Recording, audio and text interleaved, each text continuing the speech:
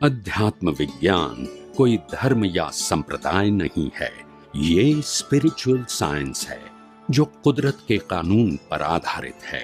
ये विज्ञान पूरे ब्रह्मांड के सभी रहस्यों को उजागर करता है और जीवन के सभी पहलुओं को समझने के लिए एक नई दृष्टि देता है।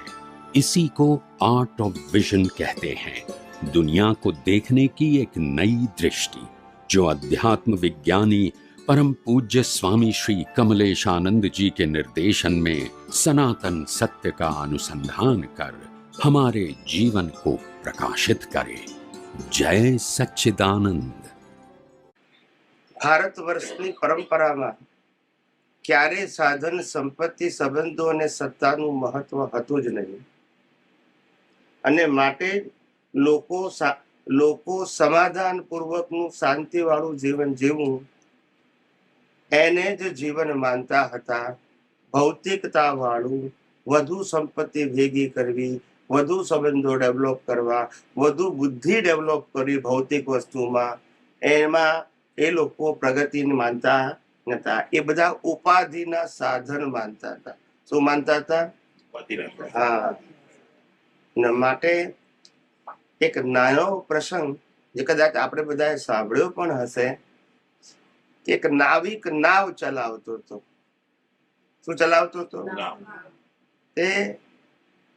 એ નાવિકને નર્મદા નદી પાર કરવાની, આ પારથી પેલે પાર, એમાં અડધો કલાકનો સમય લાગે। એટલે બધા નાવિકમાં બધા સાયન્ટિસ્ટો બેઠા। કોણ બેઠા? ને બધા સાયન્ટિસ્ટો અલગ અલગ લોજી વાળા। કેવા લોજી? ખ્યાલ છે ને? બધા કે છે હું આ સાયન્ટિસ્ટ છું, તું આ જાણે છે? પેલો કે નથી જાણતો ભૈયા, હું તો નાવિક છું। પેલો કે છે હું આવો સાયન્ટિસ્ટ છું, હું આ જાણે છે? નાવિક કે છે હું નથી જાણતો। પેલો કે છે હું આ ફિલ્ડનો સાયન્ટિસ્ટ છું, તો કે એ નથી જાણતો, તો કે તારું જીવન નકામું ગયું। અને એમાં પછી પાણીનો પ્રવાહ વધી ગયો અને હોડી,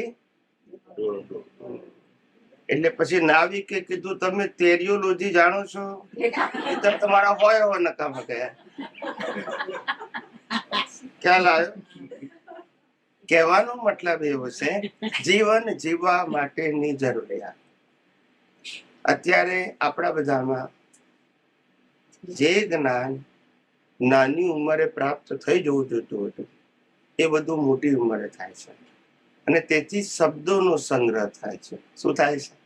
આ ઉંમરે તો અનુભવ કરવાનો હોય, શાંત રહેવાનું હોય, ઠરવાનું હોય, ચિંતન મનન કરવાનું હોય, અંદર એપ્લિકેશન કરવાનું હોય, અનુભૂતિનો આનંદ આવવો જોઈએ, મટીરિયલમાં આનંદ ના રહે, ઇન્ટરેસ્ટ પણ ના આવવો જોઈએ, ત્યાગ પણ નહીં અને ઇન્ટરેસ્ટ પણ નહીં, સંભાવે નિકાલ, એ દશા આવવી જોઈએ। કારણ કે નાની ઉંમરથી મેચ્યોરિટી હોય તો આ શક્ય બને। શબ્દો જ્ઞાનના સંગ્રહની જરૂર નથી, સિદ્ધાંત વાળું સીધું સાદું જ્ઞાન સમજવાની જરૂર છે। સિદ્ધાંત વાળું ને સિદ્ધાંત એવો હોવો જોઈએ, આ ભવની આવતા ભવની ભવો ભવ ના બદલાય, એટલે તમારી મેચ્યોરિટી વધતી જાય।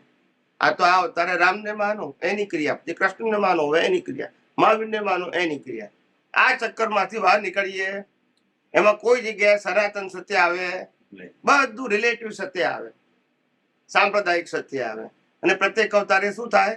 બદલાયા કરે, એટલે તમારી કોઈ પ્રગતિ નહીં। શું કીધું? જ્ઞાન એનું નામ કહેવાય કે એવું જાણો કે જે ભવો ભવ કામ લાગે, અને તમારી મેચ્યોરિટી ઓફ યોર જ્ઞાન એન્ડ દર્શન is equal two reason, any maturity વધારા કરે, એ મેચ્યોરિટી કેરી ફોરવર્ડ થશે। નોલેજ ક્યારે કેરી ફોરવર્ડ ના થાય? નોલેજ ક્યારે કેરી ફોરવર્ડ ના થાય? ભૌતિક નોલેજ એ કેરી ના થાય, ધાર્મિક જ્ઞાન એ કેરી ફોરવર્ડ ના થાય। કેરી ફોરવર્ડ એક જ જ્ઞાન થાય, સ્પિરિચ્યુઅલ। કારણ કે સામાજિક અને ધાર્મિક જ્ઞાન હંમેશા પરિવર્તનશીલ હોય, સ્ટેબલ એટલે કેરી ફોરવર્ડ ના થાય। આ અવતારનું જુદું અને બીજા અવતારનું જુદું, સામાજિક ધાર્મિક બધું, પણ સ્પિરિચ્યુઅલ ક્યારે ના બદલાય? માટે એને ડેવલપમેન્ટ કહેવાય છે, માટે કેરી ફોરવર્ડ થાય. અને ડેવલપમેન્ટ, હું ડોક્ટર થવું, ચાર્ટર્ડ એકાઉન્ટન્ટ થવું, લોયર થવું, એને ડેવલપમેન્ટ ના કહેવાય, એને પુણ્ય કહેવાય. શું કહેવાય? હા, સમજાય છે? અને કેરી ફોરવર્ડ ના થાય બીજા અવતારમાં. આ અવતારમાં પુણ્ય લઈને આવ્યો હોઉં ને ડોક્ટર થવાના ભાવ કર્યા હોય, હું ડોક્ટર થઉં, સક્સેસ જવું મારા પ્રોફેશનમાં, પૈસા એ મળે, પણ પાછો નેક્સ્ટ બર્થમાં એક્સપાયર થયા પછી 5 વર્ષ થતું પાછો બાળ મંદિરમાં. ભૂલતા નથી. એ વખતે એમ ના કહેવાય હું ગયા અવતારમાં ડોક્ટર હતો ને. ખ્યાલ આવ્યો? એ જ્ઞાન ઓનલી ફોર બર્થ હોય, કરંટ બર્થ. એટલે પરિવર્તનશીલ છે ને કોઝ ઇફેક્ટ ઉપર આધારિત છે. શું છે? સનાતન સત્ય કોઝ ઇફેક્ટ ઉપર આધારિત નથી. એ હતું, છે અને રહેશે. અને સનાતન સત્ય ક્યારે બદલાય? એટલે એક વસ્તુ મેં આજે જાણી છે અને ઉપયોગ કરીને અનુભવનો કેટલો કિસ્સો મારામાં આવ્યો છે, તો નેક્સ્ટ બર્થમાં એ પાર્ટ સાથે આવશે. કારણ કે પ્રિન્સિપલ તો એ જ છે. નેક્સ્ટ બર્થમાં બદલાવાનું નથી. એમ કરતા કરતા સ્પિરિચ્યુઅલ ગ્રોથ થાય. સમજાય છે? પાપ પુણ્યથી ગ્રોથ ના થાય. ક્યારે પાપ પુણ્યથી ભોગવટો સારો અને ખરાબ આવે, એને ડેવલપમેન્ટ સાથે કોઈ લેવા દેવા નહીં. ખ્યાલ આવ્યો? બહુ પુણ્ય કરો તો દેવલોકમાં જવાનું, પાછું ઝીરો થઈને પાછા. બોલતા નથી. સમજાય છે? There is no benefit.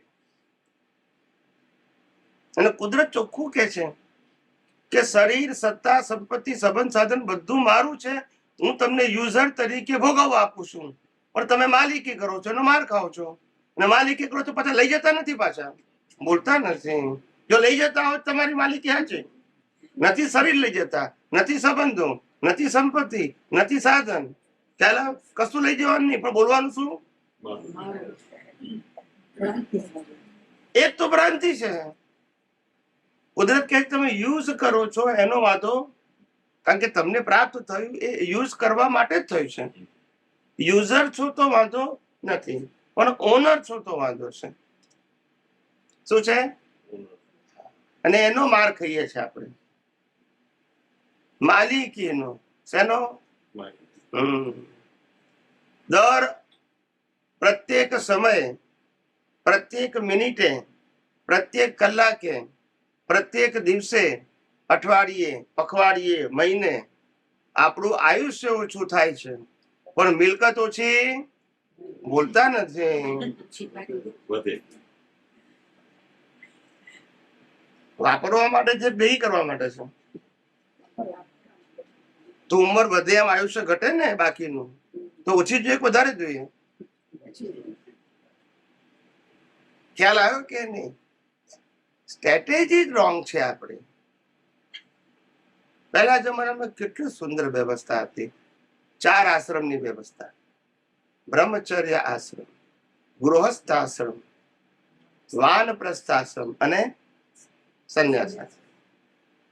કોઈ કોર્ટ કચેરી નહીં, કોઈ પોલીસની જરૂર નહીં, કોઈ ઝઘડા નહીં. ખ્યાલ આવ્યો? કારણ કે 50 વર્ષે છોકરાને ખબર છે બાપા ધંધો આપી દેવાના છે, અને વહુને ખબર છે સાસુ ચાવી આપી દેવાની છે. બોલતા નથી. ડ્યુ ડેટ ફિક્સ છે. બોલતા નથી. ઝઘડો કરવાની જરૂર શું છે? ટાઈમ ઝોન ફિક્સ છે. માણસે જ્યારે વિચારવાનો સમય હોય છે ત્યારે જ એને ભૌતિક બાબતોમાં વધારે રસ પડે છે. કારણ કે નવરો પડ્યો. શું પડ્યો? એટલે નાની ઉંમરમાં રમવાનું હોય, પછી ભણવાનું હોય, પછી કમાવાનું હોય, પછી મેરેજ લાઈફ, પછી સોશિયલ જવાબદારી, આ બધું 60 વર્ષે લગભગ પતી જાય એવરેજ. ત્યાર પછી ઠરવાની જગ્યાએ કૂદકા મારે. હવે આ જોઈ નાખવું, આ જોઈ નાખવું, આ ફરી દઉં, આ ફરી દઉં. એટલે ભાઈ ઠર ને. હવે ચાલ આવ્યો જાણે 200-500 વર્ષનું આયુષ્ય હોય એમ. આવી રીતે માણસનું એમ કે 200-500 વર્ષનું આયુષ્ય હોય એ રીતે જીવે છે. ક્યારે ટપ થઈ જાય કઈ કહેવાય નહીં. ખ્યાલ આવ્યો? પણ ફરવા જાય ત્યાં જ્ઞાતા દ્રષ્ટા રહેતો હોય તો હે ફરવા જાય ત્યારે જ્ઞાતા દ્રષ્ટા રહેતો હોય તો એ વાત સાચી છે, પણ ફરવા જવામાં જે મોહ છે એ તો અજ્ઞાનતા છે. જ્ઞાતા દ્રષ્ટા તો બધામાં રહીએ, આપણે 5 સ્લોટમાં જઈને જ્ઞાતા દ્રષ્ટા રહીએ, પણ એ નેસેસિટી છે. નેસેસિટી વાળી વસ્તુ બરાબર છે, ઉદય કર્મ છે બરાબર છે, ઈચ્છા હોવી જોઈએ, આપણને મજા આવે છે એ ના હોવું જોઈએ. હિસાબ ભલે મેલમાં રહેવાનો હિસાબ હોય, એનો કોણ ના પાડે છે. હવે આપણી ચોઈસ શું છે, મેલમાં રહીએ કે ઝૂંપડીમાં રહીએ. હવે અંતર્મુખી થવાનું ને જ્ઞાન દર્શન ઇમ્પોર્ટ આપવાનું. આમાં ખીચડી કઢી મળી તોય વાંધો નહીં, શ્રીખંડ પૂરી મળ્યા તોય વાંધો નહીં, ના મળ્યું તોય વાંધો નહીં. હવે એનું ઇમ્પોર્ટન્ટ ના હોવું જોઈએ એમ કહું છું. મળે તો નહીં ખાવાનું એવું નથી કહેતો, ઇમ્પોર્ટન્ટ ના હોવું જોઈએ. ઇમ્પોર્ટન્ટ તમારા જ્ઞાન દર્શનની જાગૃતિ, કારણ કે એ હાથે આવવાનું છે, આ નથી આવવાનું. અનાદિકાળથી આવું થાય છે, અને કોઈ વ્યક્તિગત વસ્તુ નથી, સામૂહિક ગ્રેડ બદલાઈ ગયો. આપણો વિચારધારાનો ગ્રેડ બદલાઈ ગયો. 60 વર્ષે તમને યુવાની આવી જોઈએ, પણ શેની? આધ્યાત્મની, સંશોધનની, જીવન જીવવાની કળાની, જીવનના બધા પ્રશ્નોનો પરમેનન્ટ સોલ્યુશન કઈ રીતે મળે એ સમજવાની, એનો ઉત્સાહ આવવો જોઈએ. ભૌતિક વસ્તુમાં ના આવવો જોઈએ. ઉત્સાહ તો હોવો જ જોઈએ ને આધ્યાત્મમાં, કારણ કે હરિનો માર્ગ છે સુરાનો, નહીં કાયરનું પ્રથમ પહેલું મસ્તક મૂકી વળતી લેવું નામ જોઈને.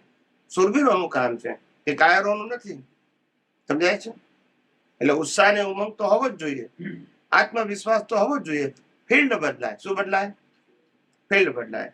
જે ભૌતિક અને કોમર્શિયલ હતું એની જગ્યાએ સ્પિરિચ્યુઅલમાં જતું રહે. બસ ઉત્સાહ તો રહેવો જ જોઈએ, અને સાધનની કાળજી લેવી જ જોઈએ. સાધનમાં મોહ ના હોવો જોઈએ, પણ સાધનની કાળજી સાધ્ય માટે હોય. શેના માટે હોય?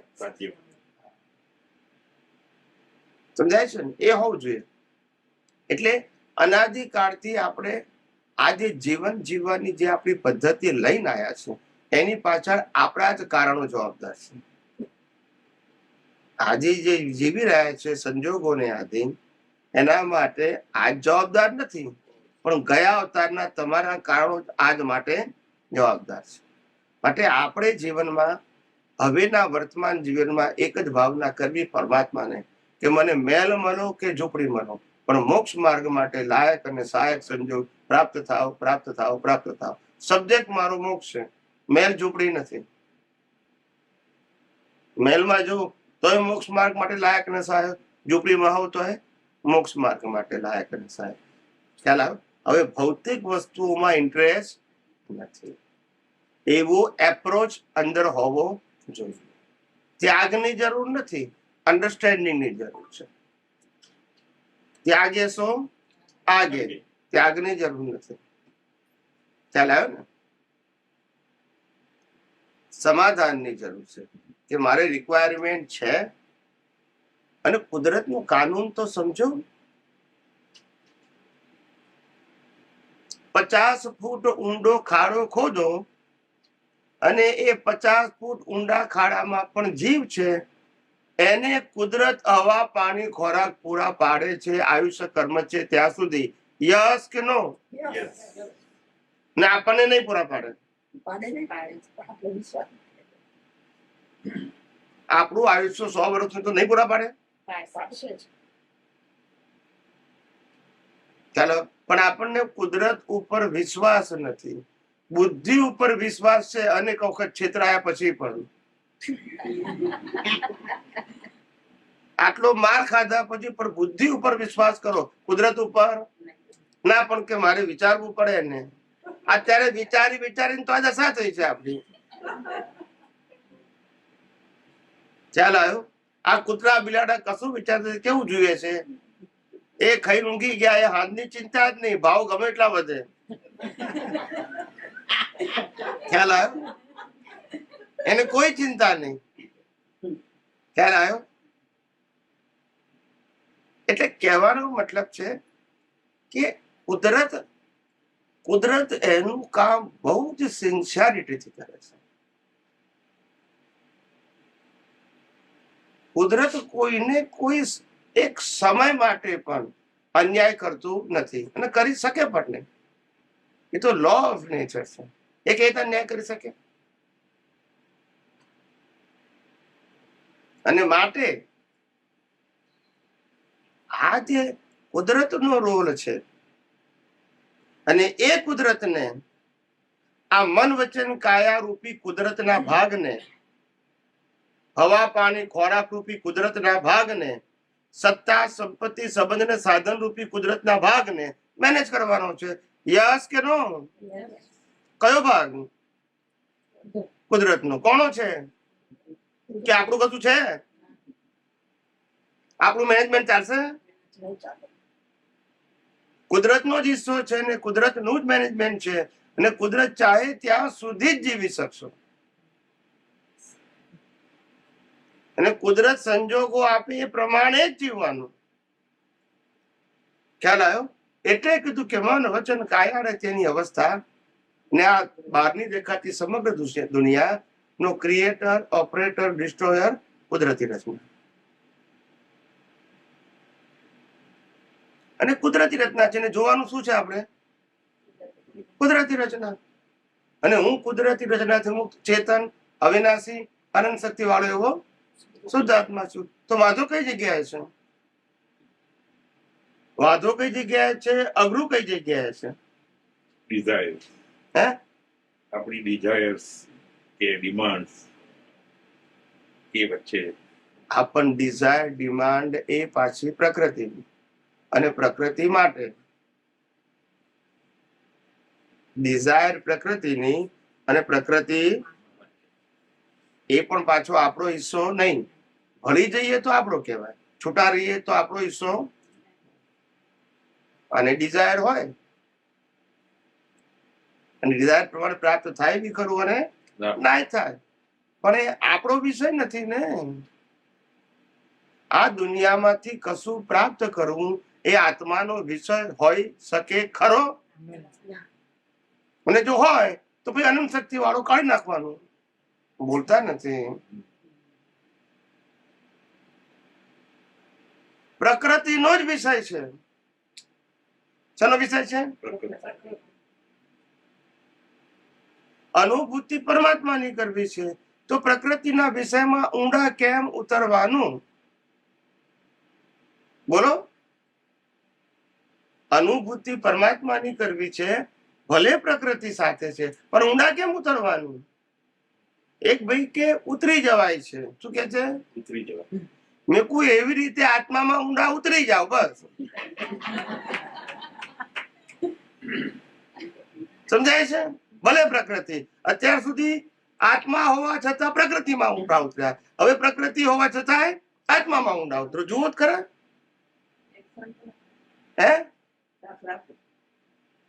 કારણ કે પ્રકૃતિમાં ઊંડા ઉતરવાથી મન વચન કાયા તેની અવસ્થા બદલી શકાતી નથી. એ દાદા ભગવાન કે છે દળેલું દળે છે.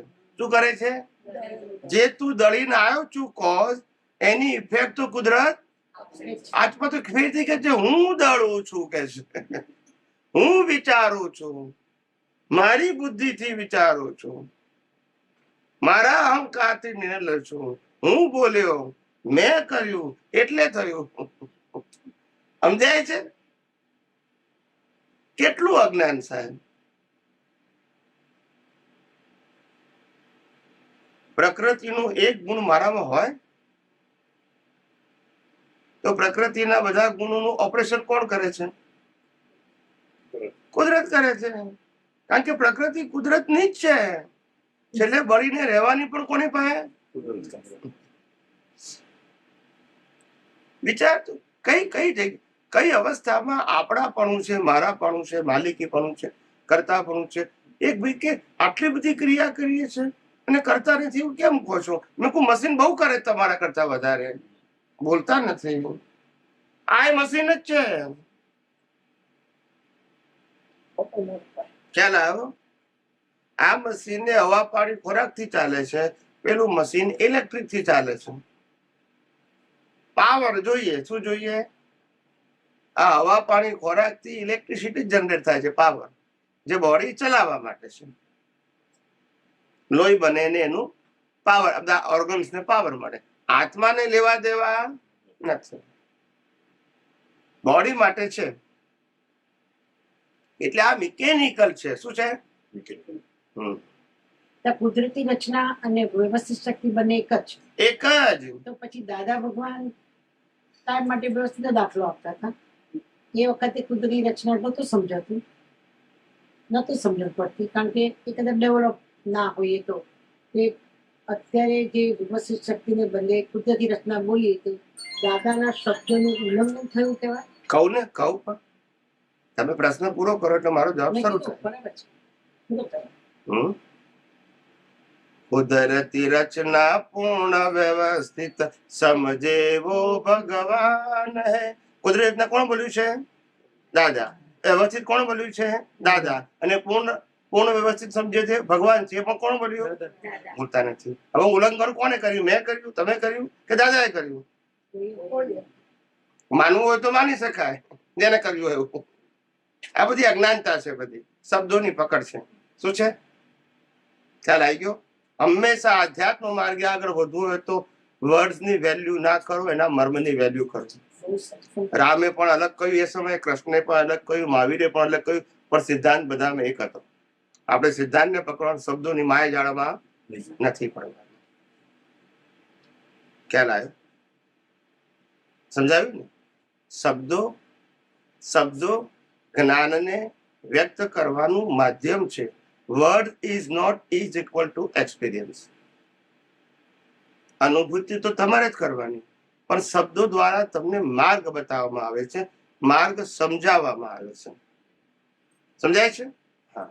પણ શબ્દ એ અનુભૂતિ, એનાથી તમારે અનુભૂતિ સુધી પહોંચવાનું છે. So with દાદાએ સાયન્ટિફિક સર્કમસ્ટન્શિયલ એવિડન્સ કીધું અને વ્યવસ્થિત કીધું, અને પ્લસ પાછા કુદરત એક જ છે, એક જ છે, એક જ છે. સો સાયન્ટિફિક સર્કમસ્ટન્શિયલ એવિડન્સ આજે સંજોગો આપે છે એને લાગુ એને કુદરતી રચના કહેવાય. સાયન્ટિફિક સર્કમસ્ટન્શિયલ એવિડન્સ એ કુદરતી રચના. એ કુદરતી રચના અને વ્યવસ્થિત એ કુદરતી. તો બીજું તો શું? કુદરત પણ વ્યવસ્થિત કાનૂન અને કુદરતી રચના એ બી એક મિનિટ, વ્યવસ્થિત શબ્દ છે ને એ પેકેજ નું ટાઇટલ છે. શું છે? પણ તમે પેકેજ નથી સમજતા, ટાઇટલ બોલો છો.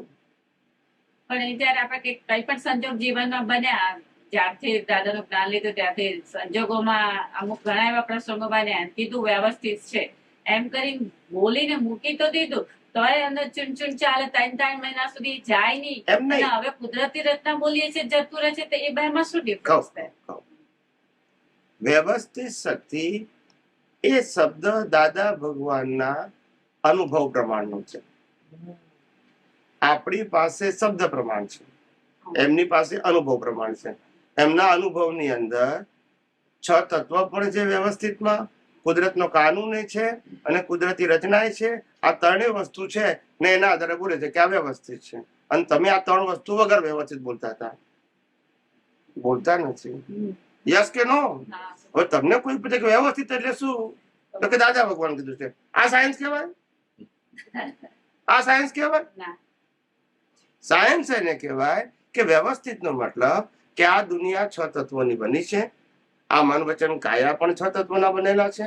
આ દુનિયા કુદરતી કાનૂનથી ચાલે છે. મન વચન કાયા પણ કુદરતી કાનૂન ચાલે છે. અને કુદરત અને કુદરતી કાનૂનથી બનેલી અવસ્થાને કુદરતી રચના કહેવાય, અને મન વચન કાયાની અવસ્થાને પણ કુદરતી રચના કહેવાય. માટે પિંડે સો બ્રહ્માંડે બંનેમાં પ્રિન્સિપલ એક છે. અને આ પેકેજ થી આત્મા કેવો છે? જુદો છે. અનુભવવાનો શું છે? આત્મા. તો આત્મા સિવાયની બધી જ વસ્તુને કુદરતી કાનૂન, કુદરતી રચનાથી સમજાશે તો તમારું અજ્ઞાન ખલાસ થઈ ગયું. આમાં ત્યાગ, ગ્રહણ, મેળવવાનું, ગુમાવવાનું, પાપ, પુણ્ય, પ્રાયશ્ચિત શબ્દ આવે છે ક્યાં? અને જરૂર પણ નથી. આ ધાર્મિક સત્યમાં, રિલેટિવ સત્યમાં આવે, સ્પિરિચ્યુઅલમાં ના આવે. આપણે જે કુદરતી કાનૂન કહીએ છીએ એ દરેક કાનૂન આપણે સમજવા પડશે કે ખાલી એવું સમજાશે? સમજાશે. અત્યારે ભલે શબ્દથી સમજાય, પછી ખુલ્લા થશે.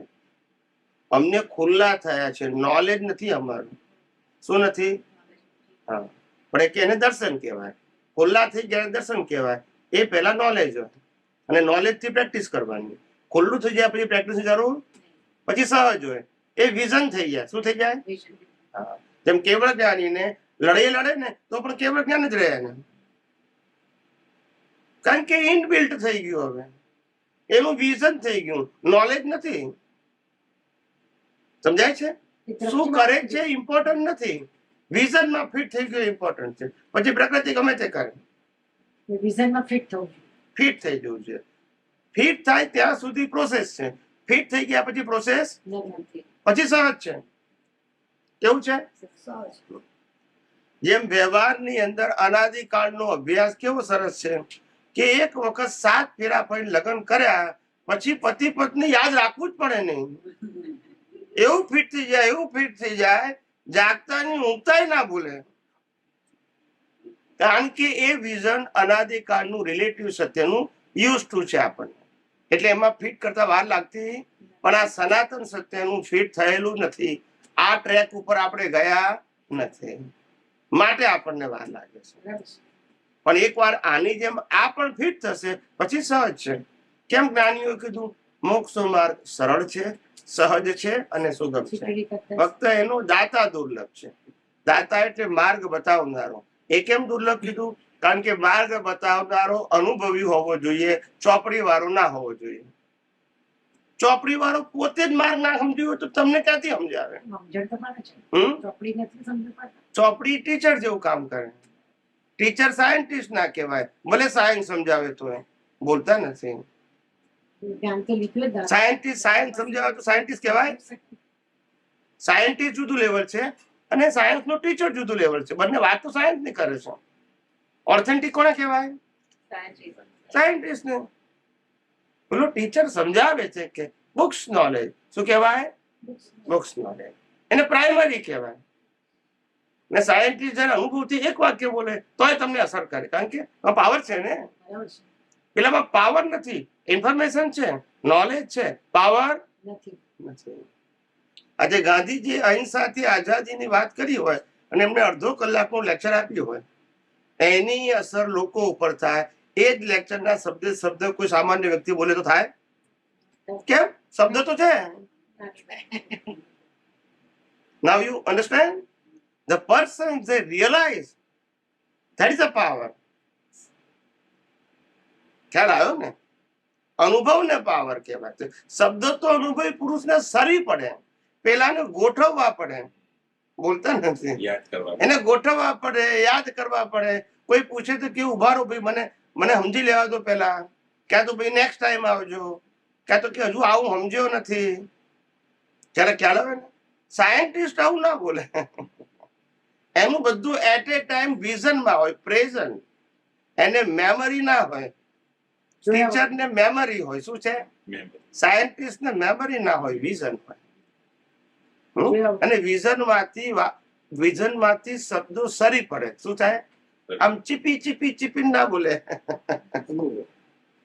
સરી પડે. શું છે? ભલે વ્યવહારથી બોલે કે હું બોલું છું, પણ એ સરી પડે. તમે પૂછો દાખલો તો સરી પડે. એમ ના કીધું હવે દાખલો શું આપવું, એવું ના કરે. એને ગોતવાનો ના હોય. Everything is present. એને અનુસાર કહેવાય. એને અનુસાર કહેવાય.